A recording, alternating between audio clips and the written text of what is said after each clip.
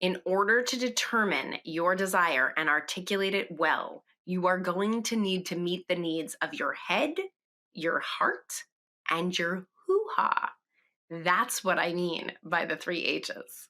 So there are three voters inside of each of us, and they are always trying to get their voices heard when it comes to finding and keeping the love that you want. Your head, your heart, and your hoo ha. And you need to know what each one of those needs in order to streamline dating. Your head refers to what looks good on paper, what's practical, what is smart, what's going to work for your life. Okay, so the head is talking to you. It's talking about things like location, whether or not you have the same beliefs, if you both want children or don't want children, whether your finances are compatible, and whether or not they come from a family that would mesh well with your family. Those are the concerns of the head. Whereas your heart cares about what's most important to you from a feeling standpoint.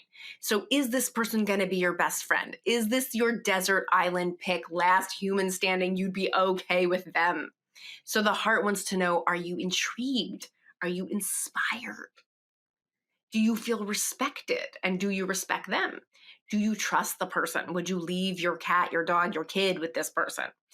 And lastly, do they have that twinkle that makes you feel amazing? Those are the things that the heart's interested in. And of course, the hoo-ha, not to be ignored, cares about being turned on. So when picking your person, the hoo-ha wants to know, are you hot for them? Do you want to kiss them? Even with morning breath, right? Is there something fundamentally cute or sexy about the person, making them great to look at for the rest of time? So earnestly pursuing your person means always having the needs of the head, the heart, and the hoo-ha front of mind, present and accounted for. They all have opinions and they all need to be heeded. In fact, what most people do is they give each of those a percentage of the vote. In other words, of 100% pie, each one gets 33% of the vote, or in many cases, 50 or 60% of the vote, leaving just the rest to the other two, rather than each of the three H's getting its whole own vote, 100%, 100%, and 100%. The pitfall most of us fall into is that we sell out on one or more of the H's because fundamentally, we do not think that we can have all three. We're not even looking for all three. Most of the people that I coach, I'm sorry to say, discover that they never were looking for all three. Do you ever do that? Have you ever been someone who sold out on one or two of the three H's, not believing you could have all three? Okay, you maybe picked somebody who satisfied the needs of your head, who was a practical choice, who your parents would approve of, but you were okay with the fact that you weren't so attracted. Or you went with someone you were really attracted to, but you could ignore the part where you didn't really trust it. Or maybe you're still trying to make it work with somebody who doesn't want the same thing you want or lives far away. Those are examples of selling out on one or two of the H's, not believing that you can have all three. And that's the first thing that I want you to quit. The first thing that I want you to actually give up doing in the future. I'm your coach. I'm telling you, it's over. No more selling out on the three H's. All three get a vote. And in order for you to stay present to all three and be crystal clear on what you want in all three, we are going to make a chart together, okay? This is called the nerdy version of dating, and it really works. So if you know that you're somebody who might sell out again in the future, you're gonna ask yourself the questions that I'm asking you in these next few minutes. I want you to literally get out a piece of paper, better yet, get out an Excel spreadsheet, a Google Sheet, or an Excel spreadsheet, something on your computer where you can use it over and over again, over and over until you find your person. And we're literally going to make a head chart, a heart chart, and a hoo-ha chart. And I'm going to teach you how to use them as you date. Now, here's something fun. Not only are the criteria that you're going to determine here under head, heart, and hoo-ha going to help you hunt more effectively for the person that you want, they're also going to help you think about what you want to talk about on your first 3 dates. So that's another great reason to do this exercise. If you're planning to just watch and not actually do it, no. Go get your piece of paper, go open up your spreadsheet. We are going to do this together and you will not regret it. Okay, so the question at hand is this: what do I need to know about? What do I care about most with regard to my head, my heart, and my hoo-ha? And I'm literally going to walk you through each one, giving you a list of choices, a menu, if you will. And you're only going to pick the 5 to 10 that mean the most to you. Now, if I don't mention your thing, that's okay. Make sure you put down your thing. I'm just going to give you a ton of ideas so that you know the kind of things that people come up with and the kind of things I'm talking about. You're going to pick your most important 5 to 10 and put it on your list. So, head, remember, this is about what's practical, how to make the relationship work. So you're asking yourself really structural questions about how you run your life and how you would combine your life with somebody else. So location, like I said before. Time and availability. Do you have compatible amounts of time to spend with each other and desires for how you spend time together? Money and wealth. Okay, so do you need to have the same finances? Absolutely not, but your finances need to be compatible. So if I want to travel all the time in 5-star sorts of environments and you can only afford to go on one trip a year camping, that's not going to be compatible. Holidays and vacations, recreational activities, and fitness. Again, if it's not important to you, fabulous. But if it is, it needs to go on the list. Food and eating. If you have certain food considerations, the other person needs to be able to accommodate them if they're really important to you. Kids and parenting is one that I would consider for most people to be a deal breaker. If you want them and they don't, that's not a match. If you want more and they don't, that's not a match. If you don't like their kids, that's not a match. Okay, that's a really easy one for me to say, make that a deal breaker. Your job or your retirement plans. So again, if one person wants to work 70 hours a week and the other one's about to retire and travel the world, not necessarily compatible. I want to say something about politics and religion. This is something that for some people matters a lot. For some people, it doesn't. If it doesn't matter to you, please don't start having it matter. But if it does, make sure it makes the list. Pets and allergies. If you're allergic to their best furry love, that's not a match. And finally, education and status. If it matters, it matters. If it doesn't, it doesn't. And health issues, same thing. If it matters to you, it matters. If it doesn't, it doesn't. And really last on this list anyway, addictions and bad habits. So every human being has bad habits. You're not looking for someone who doesn't have bad habits. You're not going to find that person. That person does not exist. But in a good compatible match, the person's bad habits are things that you can tolerate, things that you can work with, things that don't upset you that much. Okay. I know my husband's bad habits and I really can handle them, and some other people would be repulsed by them. Okay. So you're not looking for someone without a bad habit, but if there's a particular bad habit, to do with hygiene or an addiction or a work style that you know is too much of a trigger for you or that you just can't work with, make sure that's on your list. And it might be one that's a deal breaker. Now, speaking of deal breakers, each one of these lists is going to have, remember, 5 to 10 criteria that are going to be what you're looking for and how you focus your search. Some of those will be deal breakers, and I want you to bold those in your chart. Or if you're writing, I want you to circle or underline them to make them really stand out. Deal breakers are things that are non-negotiable for you. So there are certain things on your list that if everything else was true, you could give that up. Like they need to be tall or they need to root for the same football team as you. And if everything else was true on your list and those things weren't true, it would actually be just fine. It's a nice to have, not a need to have. But there are some things on your list that are deal breakers. And I'm going to go over some of the most popular deal breakers so that you can be guided in underlining, circling, or bolding the ones on your list that are deal breakers. Okay, and those might be the ones that you would ask about first when you're on your first 3 dates, okay? And the rest will just be regular conversation as it unfolds. So kids are a deal breaker topic. Location and distance from where you live, pets and loving your pets, okay? It's just, especially after pandemic times, we really need our pets to stay, to stay good with the people we love. Political party, college graduation or education level, you might be ready to say never again with an alcoholic. Somebody might need to be at a certain level of fitness to be the right partner for you.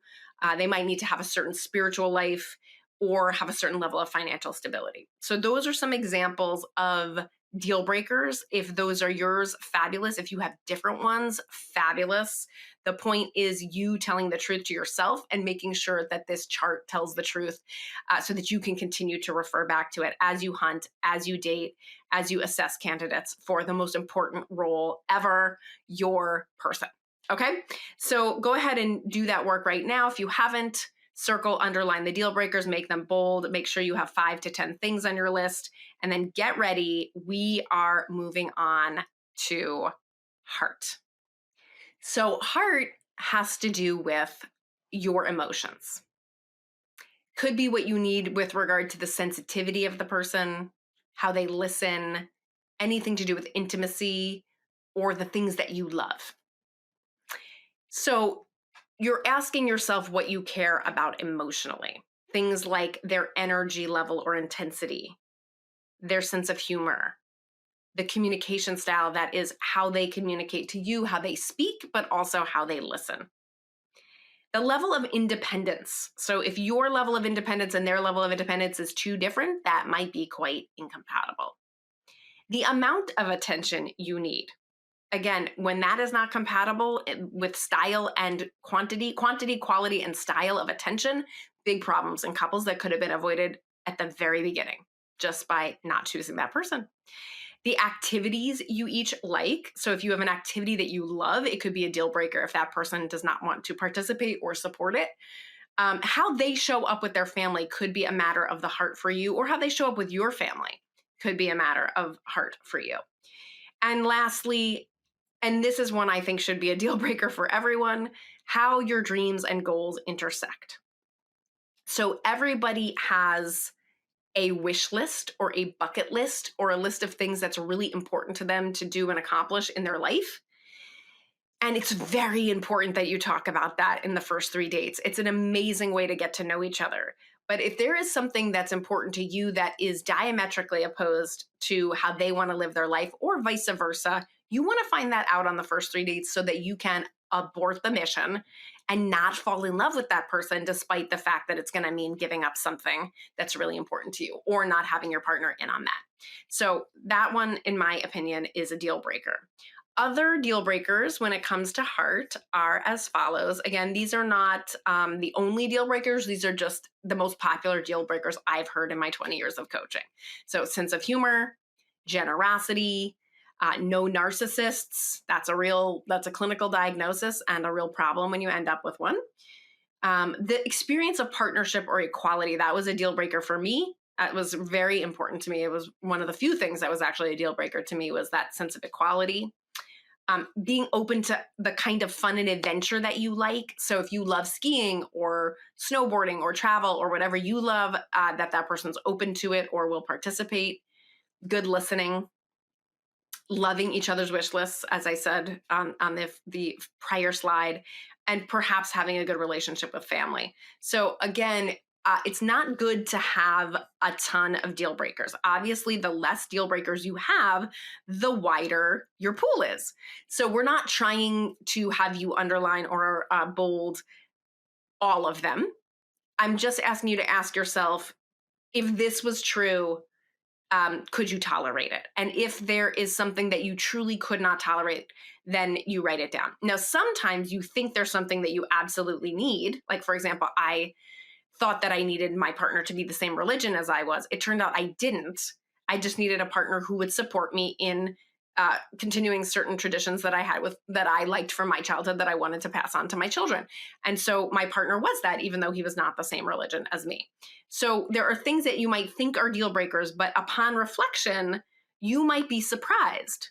Or you might think you need somebody who is really well off financially, but really you love ambition, or you love somebody who's driven. And if they're driven and ambitious in their career or their volunteering or their other pursuits, that maybe that need will actually be handled. So I want you to be open-minded about deal breakers and really ask yourself, if everything else was true and this wasn't, could I still really end up with this person and be happy? And if that's the case, then it's not a deal breaker. But a deal breaker is if this is true and I can't handle it, right? Like for me, it was a deal breaker. The person needed to be willing to live in New York City with me. That was a deal breaker. Needed to feel equal, deal breaker. Okay. So certain things are deal breakers and certain things truly are not. And it is up to you to determine those. And then, of course, make bold, underline or circle those deal breakers so you remember. Hoo-ha. That's number 3. That's what you need on a physical level, okay? What you need with regard to how they look, the chemistry, and the attraction. And let me just warn you here, people think this is shallow. And I understand that it can be shallow, but I want you not to be shallow about it. Okay. Because many times, and again, I've been coaching thousands of people over the years, people break up and 80% of them say, I always knew we were going to break up over this, the lack of attraction or the lack of workability in our goals. So lack of attraction is something people know early on and don't admit. They lie to themselves about it. They settle about it. And they really do end up paying the price later. So please don't sell out on hoo-ha just because you can argue that it's shallow. Now, does that mean you have to have a certain eye color or a certain hair color or a certain height? Probably not. Probably, if you really think about it, it's not those specifics that matters to you most. And I want you to be a little bit deep about it and figure out what does matter to you. For me, I just needed to love looking in his eyes. I needed to love the feeling of my face on his chest, right? The feeling of that chest is what I was looking for. It wasn't a very specific look, which is helpful because then it opens your field up. So if age, height, weight, or looks matters to you, try to be as general as you can about what it is that you need. Clothing or style could matter to you. Sex appeal, of course. Smell. A lot of people have smell on the list. Makes sense. We are animals and we respond to all of our senses, including smell. And really important, I think, and probably should be a deal breaker for everybody, is that the person likes or is open to liking the same style of intimacy as you, the same things in bed as you. Again, not doesn't have to be exactly the same, but open to that, because that can be a real problem over time if you're not. And lastly, how open are they to talking about it? Right? So if you're like, I want to talk about it, I want to go for it, I want to try new things, I want to be open, and they're like, no way, can't even say penis or vagina, then you're in trouble. Okay, so this is something you can find out about in the first 3 dates. Doesn't mean you have to talk about everything about sex in the first 3 dates, but you can certainly determine a person's openness level in those first 3 dates, and it's important. I'm urging you to consider it important. Let me just go over deal breakers in hoo-ha real quick. I'm sure you already know what yours are because you're getting used to the concept. But athleticism, perhaps, if you're an athlete, hopefully it's a deal breaker that you're hot for each other. I give everyone permission to bold that one because that's the one people sell out on. Sexiness, height, a healthy lifestyle, a certain age range. Again, the wider the range, the better. Has to like to cuddle, right? That could be your thing, or whatever you like in bed, fill in the blank, and needs to be able to talk freely about what they like. So you now have the lists. And if you didn't finish, please pause here and do the work to finish your 3H chart. Your head list, your heart list, your hoo-ha list. 5 to 10 things, 2 or 3 of them turned bold or underlined because they are your deal breakers, is now your template, your guide to how to hunt for your person, how to analyze your dates, how to know when you should abort your mission. Okay. And it gives you all of the material that's going to be what you discuss on your first 3 dates. Those first 3 juicy, beautiful dates where you're getting to know each other has a very clear agenda. You're going to determine whether or not this person is a yes or a no on each of the criteria. Okay. And you're actually going to make a chart for each date you go on. Check this out. I made a picture of it for you. You make it, and this, I make all my clients do this for every single date that they have. There's the template at the top, as you can see. And then this beautiful color-coded thing you see below is the result of the first date this person had with John. So this person spent their first date getting to know John, which is the whole idea, right? And asking great questions. So some questions are simple, like, hey, where'd you go to college? Did you graduate? When did you graduate? What do you do, with your time?